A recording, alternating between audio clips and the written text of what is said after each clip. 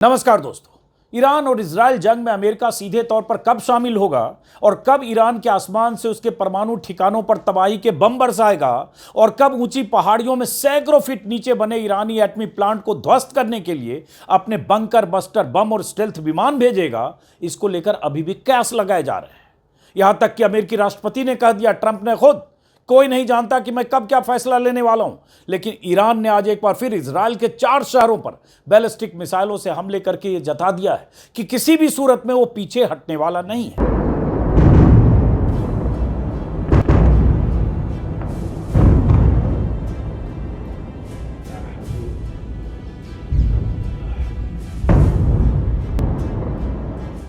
अमेरिकी धमकी और चेतावनी को ठेंगा दिखाकर ईरान ने आज जिस तरह से मिसाइलें बरसाई है, उसकी तस्वीर इस बात का सबूत है कि ईरान की मिसाइलें इजराइल की हवाई ताकत और आयरन डोम को भेदने में लगातार कामयाब हो रही हैं। जिस आयरन डोम नाम के एयर डिफेंस सिस्टम पर इजराइल को बहुत गुमान था, उस आयरन डोम में छेद करके ईरान बार बार अपनी मिसाइलों से तबाही मचा रहा है।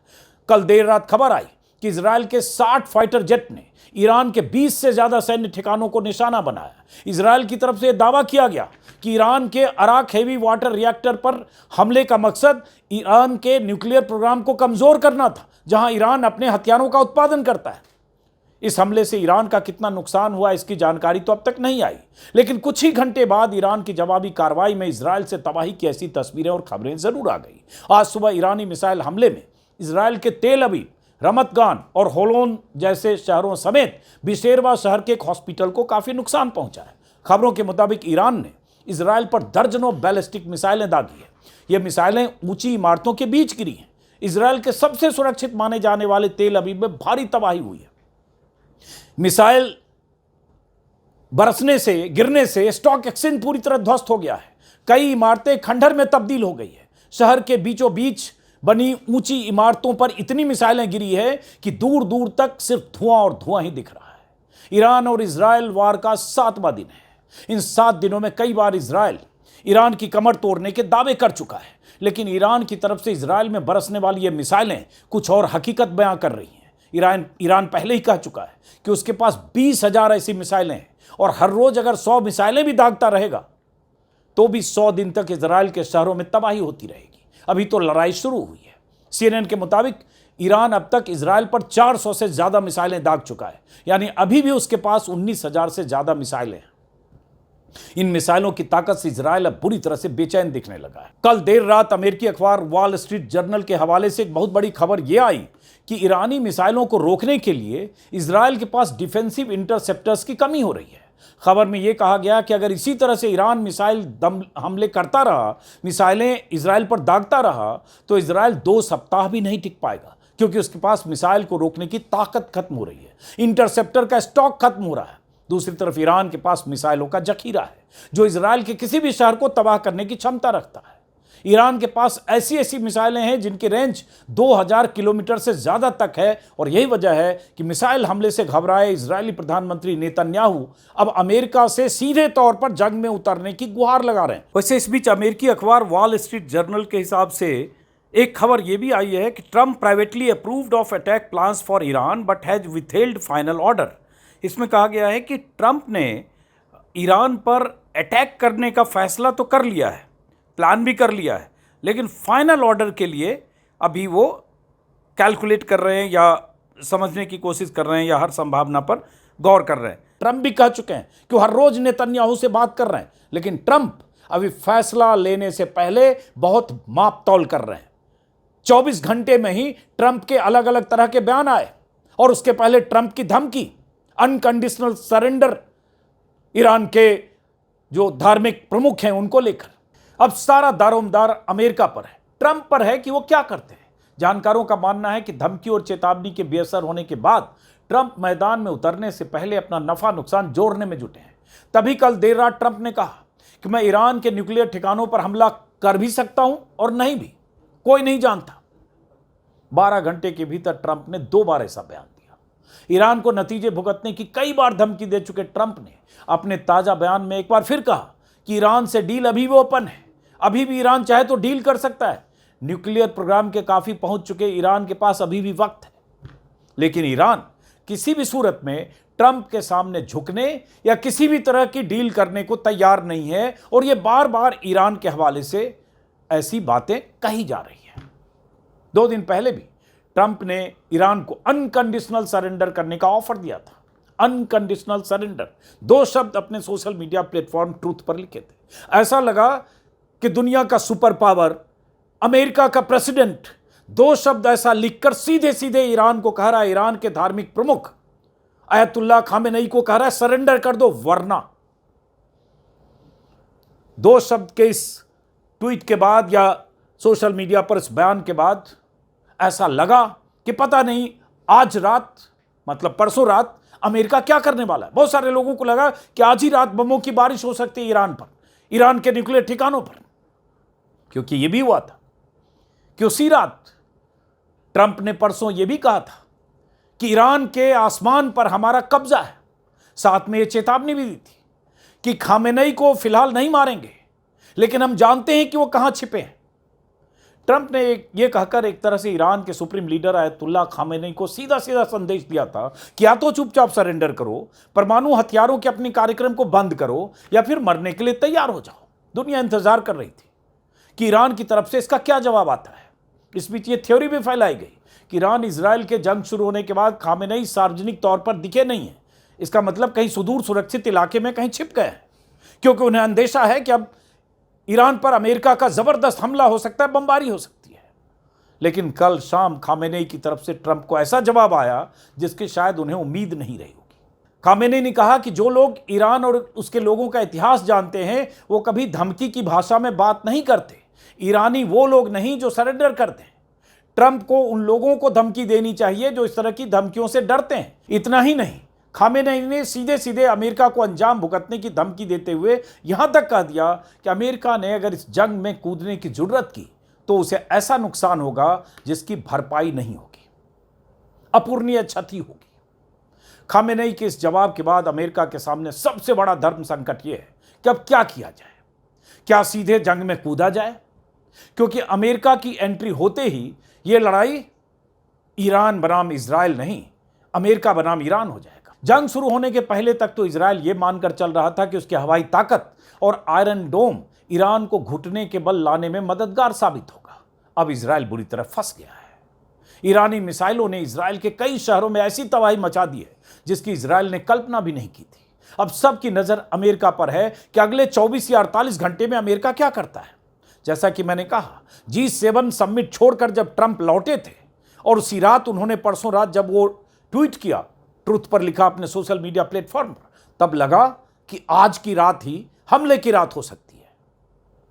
लेकिन उसके बाद से 48 घंटे बीत चुके हैं, ट्रंप के कई तरह के बयान आ चुके हैं। और ये सब इसलिए क्योंकि ईरान किसी भी सूरत में अपना कदम पीछे खींचने को तैयार नहीं है, बल्कि कह दिया कि अगर अमेरिका लड़ाई में कूदा तो उसे भी अंजाम भुगतना पड़ेगा। अमेरिका के इस रवैये को लेकर जो विदेश नीति के जानकार हैं, कूटनीति के जानकार हैं, उनकी राय भी बहुत मायने रखती है। आज ही दैनिक भास्कर में भारत के विदेश सचिव रहे कमल सिब्बल की राय छपी है। उन्होंने कहा है, उनका मानना है कि ट्रंप लगातार ईरान को धमकियां दे रहे हैं। सीधे तौर पर खामेनेई को जान से मारने की धमकी देना अंतर्राष्ट्रीय कूटनीति के हिसाब से घटिया बयान है, ये कमल सिब्बल साहब ने कहा है। ऐसा नहीं होना चाहिए। ट्रंप ईरान में तख्ता पलट का मंसूबा पाले हुए हैं, लेकिन अभी ईरान की जनता में अपने सुप्रीम लीडर के प्रति इतनी नाराजगी नहीं है जितनी कि अमेरिका के प्रति है। और जन विरोध के बिना यदि अमेरिका किसी को कठपुतली के रूप में ईरान की सत्ता पर बिठाता है तो यह फॉर्मूला चलने वाला नहीं है। कमल सिब्बल ने कहा कि ईरान का मनोबल छठे दिन भी नहीं टूटा है, इसलिए लगता नहीं कि अमेरिका इसमें सफल हो पाएगा। ईरान की सैन्य ताकत अभी बहुत मजबूत है और यही बहुत अहम है। जिस दिन इजराइल और ईरान में जंग शुरू हुई, एक दुनिया में परसेप्शन है, इजराइल का हुआ है कि इजराइल के पास हवाई ताकत है भी, इसमें कोई शक नहीं। ईरान के मुकाबले इजराइल बहुत ताकतवर है, इसमें कोई शक नहीं कि कई दशकों में ईरान या दुनिया के मिडिल ईस्ट के बाकी देशों के मुकाबले इजराइल ने अपनी ताकत में ज़बरदस्त इजाफा किया है। इसलिए ऐसा लग रहा था कि अगर जंग जैसी स्थिति बनी जो बनी 7 दिन पहले, और अगर फुल स्केल इजराइल ने तय किया कि ईरान पर दबाव बनाए, हवाई हमले करे, फाइटर जेट भेजे, जैसा भेजा और तबाही बरसाई, तो लगा कि ईरान बहुत जल्दी बातचीत के टेबल पर आ सकता है, झुक सकता है। बहुत सारे लोग ऐसा मान रहे थे, लेकिन ऐसा हुआ नहीं। ईरान पूरी मजबूती से न सिर्फ टिका रहा, बल्कि जिस तरह से मिसाइलों से जवाब देता रहा, वो इजराइल के लिए बहुत बड़ा झटका है। इजराइल ने शायद इसके लिए इजराइल मानसिक तौर पर तैयार नहीं रहा होगा। उधर ट्रंप ईरान के तेवर और ईरान का जिस तरह से इजराइल के खिलाफ ईरान की मोर्चाबंदी है, जिस तरह से मिसाइलें दागी गई और बार बार ये कहना कि हम झुकेंगे नहीं, हम अपने न्यूक्लियर प्रोग्राम या जो भी हम बंद नहीं करेंगे किसी के दबाव में आकर, तब ट्रंप के सामने भी अब संकट है कि अब क्या करें। अब तक वो कहते रहे इसको बंद करो किसी भी सूरत में, लेकिन वहां ट्रंप कुछ भी बड़ा फैसला करने से पहले जो अमेरिकी आवाम है उसको भी उसके मन को भी भांपने की कोशिश कर रहे हैं। ऐसी खबरें अमेरिकी अखबारों के मुताबिक आ रही है, जिसके मुताबिक पता चल रहा है कि अमेरिकी आबादी का बड़ा हिस्सा इस जंग में अमेरिका के कूदने के खिलाफ है। वाशिंगटन पोस्ट के सर्वे में 25% अमेरिकियों ने ईरान के परमाणु कार्यक्रम के खिलाफ हवाई हमलों का समर्थन किया। सिर्फ 25%, सिर्फ 25%। गौर कीजिएगा, 45% लोग अमेरिका के जंग में उतरने के खिलाफ हैं। द इकोनॉमिस्ट के एक सर्वे में 60% अमेरिकियों ने कहा कि अमेरिका को इजराइल ईरान युद्ध में शामिल नहीं होना चाहिए। सिर्फ 15-17% लोगों ने युद्ध में शामिल होने का समर्थन किया। ट्रंप समर्थक मतदाताओं का भी एक सर्वे है जिसमें 53% मतदाता अमेरिका के युद्ध में शामिल होने के खिलाफ हैं। सिर्फ 19% मतदाताओं ने युद्ध का समर्थन किया है। तो इसका मतलब अमेरिका में अगर देखें तो अमेरिकी आबादी का बड़ा हिस्सा ये नहीं चाहता कि अमेरिका खामखा इस लड़ाई में इजराइल के चक्कर में फंसे और सीधे इस लड़ाई में कूदे। उसका जो भी नफा नुकसान होगा, जो इंपैक्ट होगा, वो अमेरिका पर होगा और उसके दूरगामी प्रभाव हो सकते हैं। इसलिए वहां की पब्लिक क्या सोच रही है ये भी ट्रंप समझने की कोशिश कर रहे हैं। वैसे ट्रंप को जो लोग जानते हैं अनप्रेडिक्टेबल है। खुद भी उन्होंने कहा कि मैं क्या करूंगा मैं ही जानता हूं। वो क्या बोलते हैं वो ही जानते हैं, वो क्या कहते हैं वही जानते हैं, और कब क्या करेंगे वो भी वही जानते हैं। जैसा कि मैंने कहा, G7 से जब अचानक लौटे तो लगा कि बस सब कुछ तय करने लौटे हैं वाशिंगटन डीसी में, और उसके बाद जो फैसला होना है कर देंगे और आज ही बहुत कुछ रात में हो जाएगा। लेकिन ऐसा हुआ नहीं, और बीते 24 घंटे में उनके कई तरह के अलग अलग बयान। पूरी दुनिया की नजर अब इस पर टिकी है कि अमेरिका क्या करेगा। एक आशंका यह जताई जा रही है कि अमेरिका अगर अपने बमवर्षक विमानों के साथ इस जंग में उतरा तो फुल स्केल वार हो सकता है और इसके बहुत दूरगामी नतीजे हो सकते हैं। दुनिया के कुछ दूसरे देश भी चाहे अनचाहे इस जंग का प्रत्यक्ष या परोक्ष रूप से हिस्सा बन सकते हैं। चाइना और रूस की भूमिका को लेकर भी कई तरह के कयास हैं और इससे युद्ध के विस्तार का खतरा है। कुछ मिडिल ईस्ट देश भी। इस बीच ऐसी खबरें भी आ रही है कि वेस्ट एशिया में मौजूद अमेरिकी मिलिट्री बेस पर मौजूद 40,000 से ज्यादा ट्रूप्स को तैयार रहने को कहा गया है। यूएई, जॉर्डन, कतर और सऊदी अरब में ऐसे अमेरिकी बेस हैं जहां से ईरान की घेराबंदी की जा सकती है। और उधर ईरान की तरफ से कहा जा रहा है कि अगर अमेरिका ने वेस्ट एशिया के किसी मिलिट्री बेस से ईरान पर हमला किया तो उसे भी जवाबी कार्रवाई का अंजाम भुगतना पड़ेगा। अरब देशों में मौजूद उसके मिलिट्री ठिकानों पर ईरान हमले करने से गुरेज नहीं करेगा, यह ईरान की तरफ से कहा गया। ईरानी विदेश मंत्री ने कहा, आज ही टाइम्स ऑफ इंडिया में छपा है, ईरानी विदेश मंत्री ने कहा कि हमारे दुश्मनों को पता होना चाहिए कि हम पर हमला करके मिलिट्री के दम पर किसी नतीजे पर वो नहीं पहुंच पाएंगे। ईरान ने साफ साफ कहा है कि अगर फुल स्केल वार जैसी स्थिति होती है तो इसका जिम्मेदार इजराइल होगा और हम किसी भी सूरत में पीछे नहीं हटेंगे। दूसरी तरफ अमेरिकी अधिकारी यह दावा कर रहे हैं कि ईरान के मिलिट्री ठिकाने और मिसाइल बेस अमेरिकी स्ट्राइक रेंज में है। कतर, बहरीन, यूएई में मौजूद जो अमेरिकी मिलिट्री बेस है उससे ईरान को पूरी तरह से तबाह किया जा सकता है। लेकिन यह सब तब जब ट्रंप अमेरिका तय कर ले कि अब हमें फुल स्केल वार के लिए तैयार होकर उतरना है। अगर इस हिसाब से देखें तो एक तरफ से अमेरिका ईरान को घेरने की तैयारी कर रहा है, दूसरी तरफ ईरान ने अमेरिका को मुंहतोड़ जवाब देने की तैयारी शुरू कर दी है। इसका अमेरिका कैलकुलेशन करने में लगा है। ईरान का कहना है भले उसे कितना भी नुकसान हो लेकिन हम पीछे नहीं हटेंगे। खबरों के मुताबिक वेस्ट एशिया में अमेरिकी सैन्य ठिकानों को निशाना बनाने के लिए ईरान ने अपनी मिसाइलों के साथ मिलिट्री इक्विपमेंट की तैनाती शुरू कर दी है। अमेरिका को ईरान के इरादों की खुफिया जानकारी लगातार मिल भी रही है। यही वजह है कि ट्रंप धमकियां तो दे रहे हैं लेकिन जंग में कूदने से पहले कई तरह के कैलकुलेशन कर रहे हैं। इजराइल लगातार अमेरिका पर दबाव बना रहा है कि वो पीछे से मदद करने की बजाय सीधे जंग में उतरे। ऊंची पहाड़ियों के 300 फीट नीचे चट्टानों से घिरे ईरान के फोर्दो फ्यूल एनरिचमेंट प्लांट को नुकसान पहुंचाना चूंकि इजराइल के बूते की अब बात नहीं है, इसलिए इजराइल चाहता है कि अमेरिका अपने फाइटर जेट और बम बरसक विमानों का इस्तेमाल करके ईरान के परमाणु ठिकानों को नेस्तनाबूद करे। और उस फोर्दो की संरचना ऐसी है उस पहाड़ के बीच जहां लगभग 300 फीट नीचे, 90 मीटर नीचे जो उनका जो भी न्यूक्लियर प्रोजेक्ट जहां चल रहा है, जहां अमेरिका के अलावा दुनिया का कोई देश उसे तबाह नहीं कर सकता है। कोई बम बरसक विमान जो सिर्फ अमेरिका के पास है, उस पहाड़ी पर बम बरसाकर उनके प्रोजेक्ट को तबाह नहीं कर सकता। उसे तबाह करने के लिए अमेरिका को अपने बंकर बस्टर बम और B-2 स्टेल्थ विमान का इस्तेमाल करना होगा। और यह तभी मुमकिन होगा जब अमेरिका इराक के साथ जब अमेरिका ईरान के खिलाफ सीधे जंग में उतर जाए। अमेरिका को चिंता है कि कहीं ईरान के साथ ईरान समर्थक हूती और दूसरे मिलिटेंट संगठन यूएस बेस को निशाना न बनाने लगे, जो अमेरिका के लिए एक साथ कई मोर्चे पर लड़ने जैसी स्थिति हो सकती है। अमेरिकी बेड़े को रेड सी से लेकर फारस की खाड़ी तक चुनौती का सामना करना पड़ सकता है।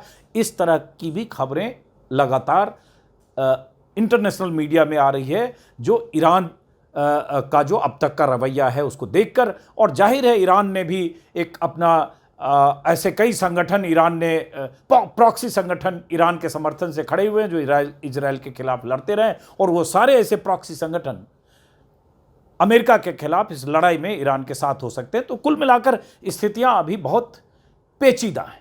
इस पेचीदा स्थिति में बड़ा फैसला अमेरिका को करना है।